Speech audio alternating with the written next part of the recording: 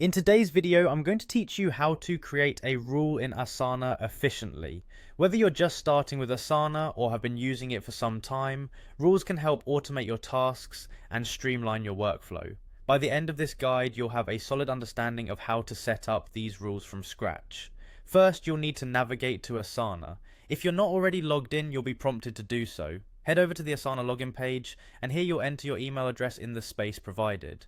This is a straightforward but crucial step to access your account. Once you've filled in your email, proceed by clicking the continue button. You'll notice that this takes you to the password page. Now make sure you enter your password accurately to avoid any login issues, and then click on login to enter your Asana homepage.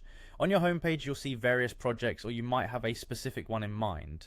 Go ahead and click open a project that you want to work with. This is where the magic starts happening. Within this project, look for the Customize button. Clicking it will reveal several customization options. Now to create a rule, you'll want to click on Add Rule to get started with your own set of rules. You'll be directed to the Rule Setup interface. From here, begin by clicking on Rule. This action initiates the process of setting up a brand new function to automate your task.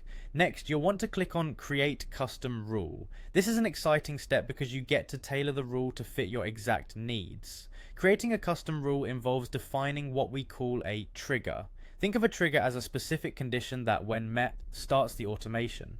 For instance, you could set a trigger for whenever a task is marked complete or when a due date is approaching.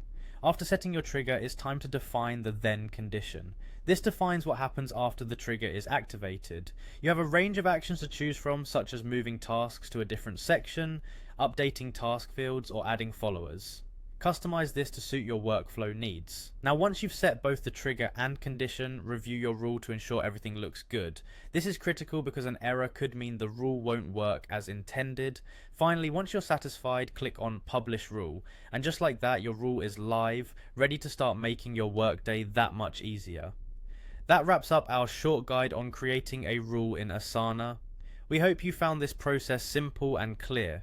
Remember, automation can save you time and help maintain consistency in your projects. If you have any tips or questions, feel free to share them in the comments below. Thank you for watching.